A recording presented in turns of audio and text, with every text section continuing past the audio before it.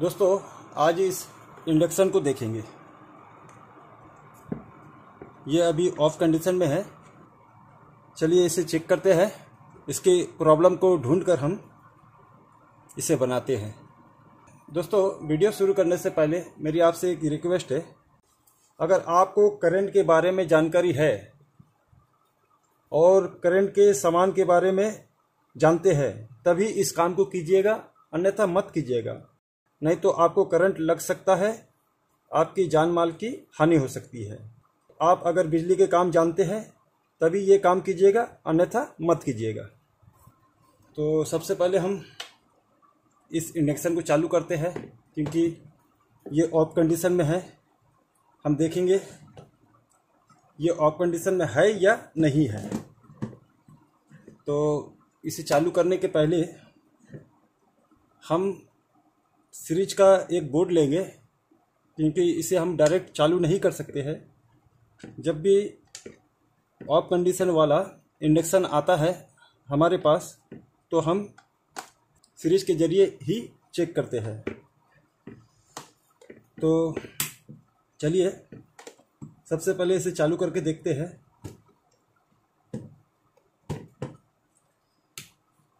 तो इसे चालू करने के बाद देखिए पावर नहीं आया, जिसके कारण ये चालू नहीं हुआ। तो चलिए इसे खोलते हैं और इसे बनाते हैं। तो पीछे के सभी स्क्रू को खोल लेते हैं। तो हमने इसमें जो 7 स्क्रू लगे थे उसमें 5 खोल दिया है, 2 को खोल देते हैं। उसके बाद इसके कवर को हम उठाते हैं।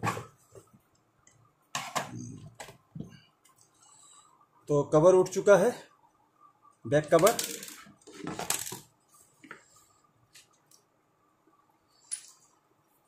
और देख सकते हैं अंदर में कॉइल और एक सर्किट और कंट्रोलर। इसके बाद दोस्तों हम इस कॉइल को हटाएंगे, क्योंकि हमें काम करना है इस बोर्ड में।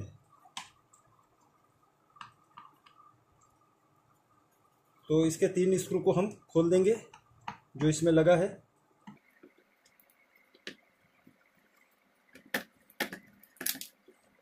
कॉइल के स्क्रू खोलने के बाद कॉइल को हटाएंगे, सेंसर के वायर को निकालेंगे। इसे चेक करने के लिए हमें एक मल्टीमीटर की ज़रूरत पड़ेगी।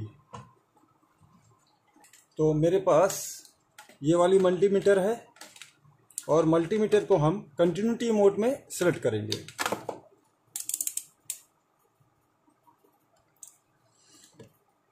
अब चलिए अब इसे चेक करते हैं मल्टीमीटर द्वारा। हम सबसे पहले शुरुआत करेंगे इस पावर कोड के जरिए। हम मल्टीमीटर द्वारा इन दोनों की कंटिन्यूटी देखेंगे। तो अगर कंटिन्यूटी आया तो समझ लीजिए पावर इसके अंदर जा रहा है। अगर कंटिन्यूटी नहीं आया तो कहीं ना कहीं इस वायर में या इस फ्यूज में कोई ना कोई खराबी है। तो देख सकते हैं आप मीटर में कोई भी कंटिन्यूटी शो नहीं किया। इसका मतलब हम यहाँ से शुरुआत करेंगे चेक करना। उसके बाद हम इस बोर्ड में चेक करेंगे। तो फिर मीटर के प्रोब को लेंगे, पावर कोड के एक पॉइंट में रखेंगे और ये जो वायर कॉर्ड द्वारा आया है, ये दोनों वायर इस पावर कोड से आया है। तो हम एक एक करके इसकी कंटिन्यूटी चेक करेंगे। तो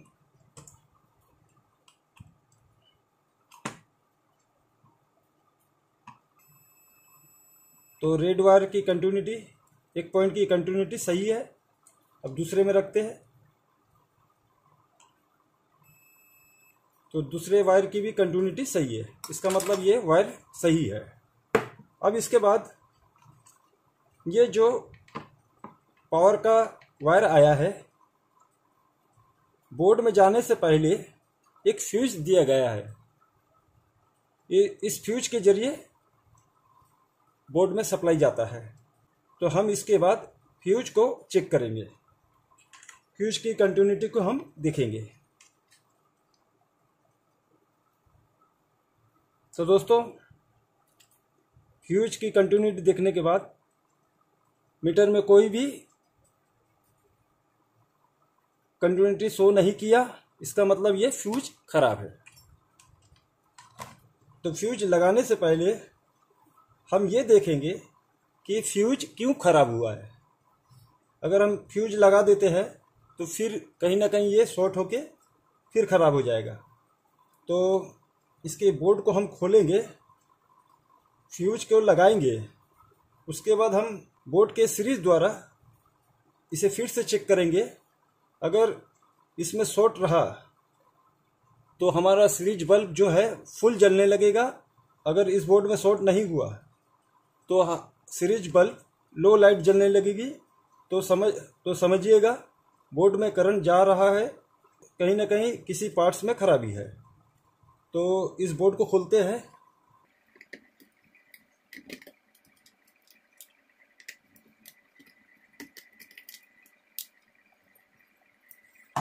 तो बोर्ड को हमने खोल दिया और ये रहा फ्यूज। हम इसे शॉर्ट कर देते हैं, फ्यूज को हम बाद में लगाएंगे।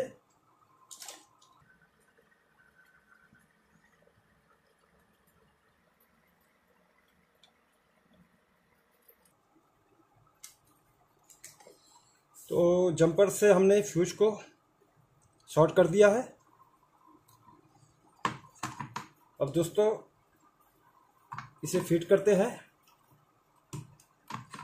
इसी तरह से, और फिर से हम सीरीज बोर्ड लेंगे।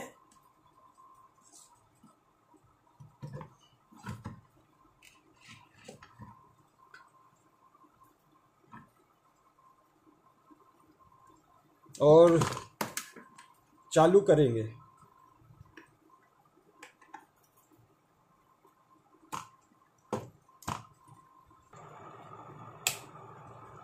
तो देखिए, चालू करने के बाद जो सीरीज बल्ब है पूरी रोशनी के साथ जलने लगा।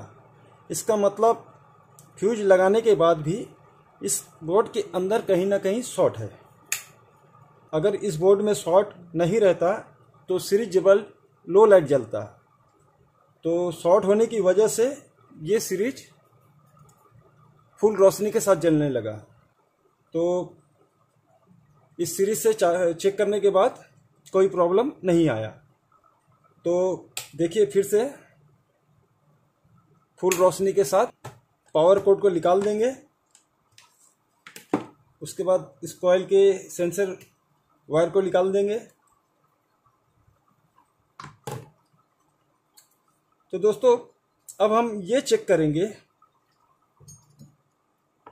कि जो हमारा पावर है वो यहाँ तक आने के बाद कहाँ जाता है। इस वायर के जरिए आता है फ्यूज के बाद। ये फ्यूज है, फ्यूज कनेक्शन। फ्यूज के बाद ये जाता है इस जगह, इस ब्रिज रेक्टिफायर में। ब्रिज रेक्टिफायर में जाने के बाद उसके बाद जाता है इस IGBT में। तो फ्यूज के बाद जो पावर जाता है सबसे पहले ब्रिज रेक्टिफायर में जाता है। तो हम सबसे पहले ब्रिज रेक्टिफायर को चेक करेंगे, उसके बाद इस IGBT को चेक करेंगे। तो हम हीट सिंक को खोल देते हैं।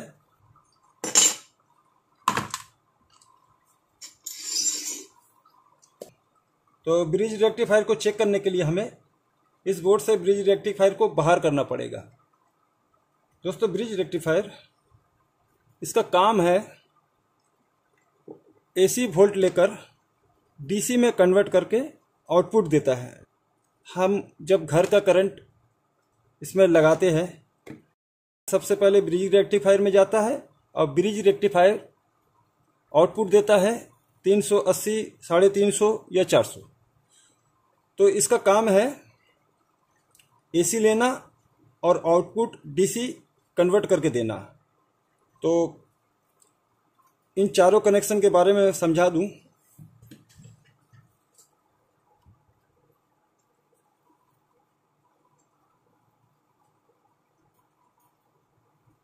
देखिए यहाँ पर एक किनारे पर प्लस लिखा है, ये वाला प्लस है। जब डीसी में कन्वर्ट होगा तो माइनस और प्लस का हिसाब रहेगा, प्लस और इस जगह माइनस, और बीच में देखिए ध्यान दीजिए छोटा सा एसी लिखा हुआ है। तो एसी इनपुट यहाँ से जाता है और माइनस इसमें, और प्लस वोल्टेज आउटपुट आगे सप्लाई करता है। चलिए इसे चेक करते हैं मल्टीमीटर द्वारा। इसकी कंटिन्यूटी देखेंगे। अगर कंटिन्यूटी में मीटर में 0 आया तो समझ लीजिएगा कि ये शॉर्ट है। अगर कुछ अंक दिखाया तो ये शॉर्ट नहीं है। तो सबसे पहले हम पहले वाले लेग पर रखेंगे ब्रिज रेक्टिफायर के, उसके बाद हम दूसरे तीसरे में चेक करेंगे।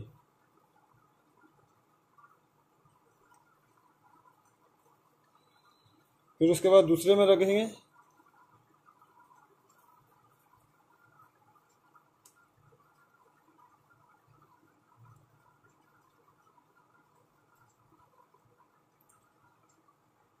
कोई भी कंटिन्यूटी नहीं है।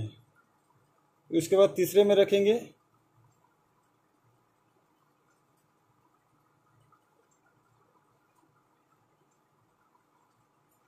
बिल्कुल सही है ब्रिज रेक्टिफायर। पलटा के हम एक बार से फिर इसकी कंटिन्यूटी चेक करेंगे।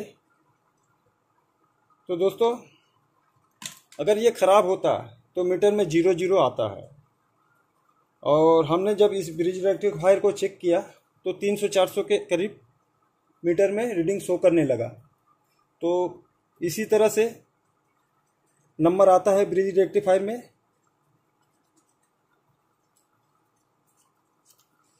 तो ये सही है। अब इसके बाद नंबर आता है IGBT का। तो नेक्स्ट पार्ट्स है IGBT। अब इसे हम खोल लेते हैं, उसके बाद हम इसे चेक करते हैं। अब इस IGBT को चेक करेंगे। इसके 3 लेग है, तीनों लेग में एक एक करके हम मीटर के प्रोब को रखेंगे। अगर शॉर्ट रहा तो यहाँ बीप की आवाज़ आने लगेगी और इसका कंटिन्यूटी 0 हो जाएगा। अगर शॉर्ट नहीं होगा तो यहाँ पर कुछ वैल्यू शो करेगा। तो इससे समझ सकते हैं आप IGBT ठीक है या ख़राब है।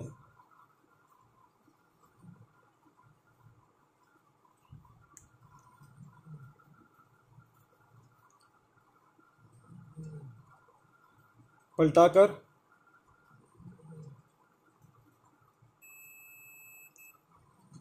तो देखिए ये शॉर्ट है।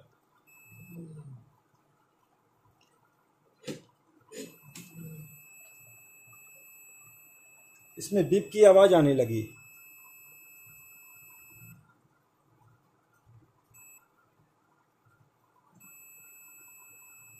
तो ये IGBT खराब हो चुका है। अगर सही रहता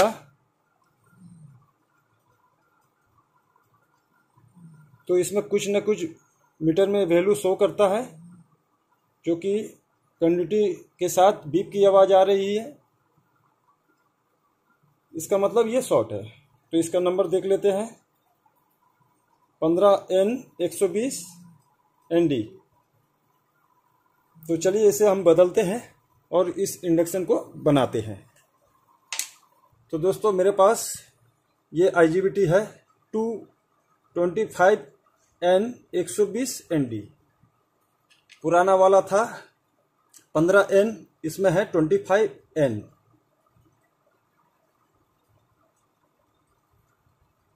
तो ये लग जाएगा इसमें। चलिए इसे लगाते हैं।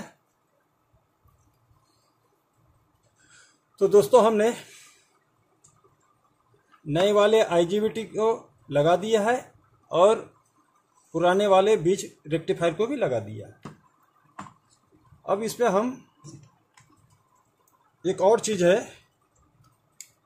अगर जब तक आप उसे लगाएंगे नहीं तो फिर से दोबारा आपका IGBT खराब हो सकता है। तो चलिए उसे भी लगा देते हैं। ये वो महत्वपूर्ण चीज़ है और इसमें मैंने क्या है ये भी लिख दिया है। अगर आप इस पेड्स को इसमें नहीं लगाएंगे तो फिर से आपका IGBT खराब हो सकता है।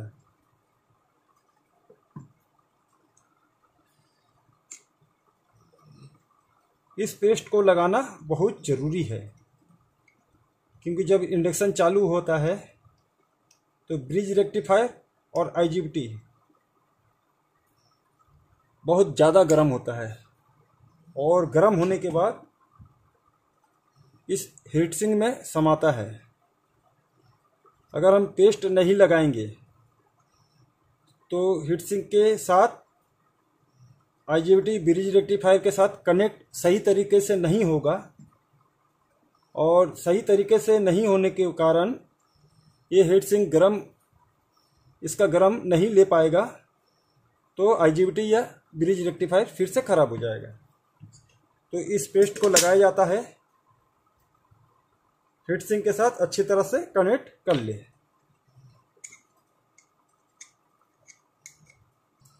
तो पेस्ट को हमने लगा दिया है। अब इसके बाद हम हीट सिंक को लगाएंगे और उसके बाद इंडक्शन को चालू करेंगे। कॉइल को लगाते हैं और इंडक्शन हम चालू करके देखते हैं।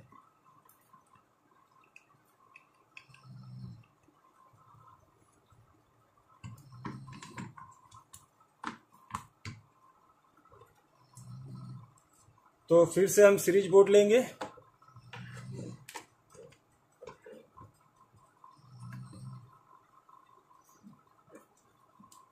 पावर को लगाएंगे, पावर पोर्ट को।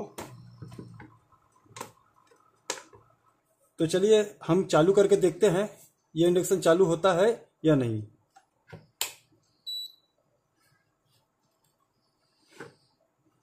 तो इंडक्शन चालू हो चुका है।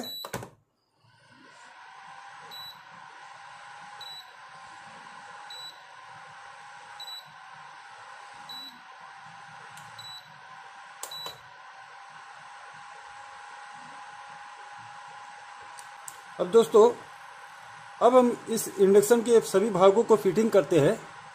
उसके बाद हम आपको पानी गर्म करके इस इंडक्शन में दिखाते हैं।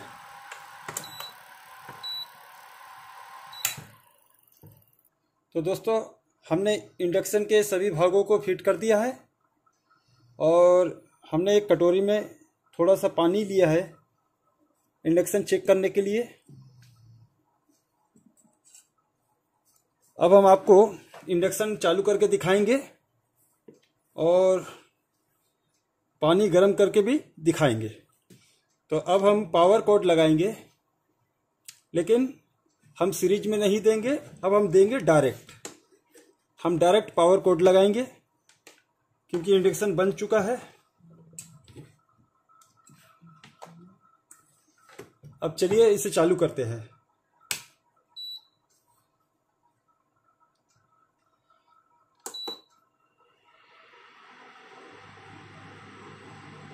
तो हमने चालू कर दिया है और आप देख सकते हैं पानी गर्म होने लगा है।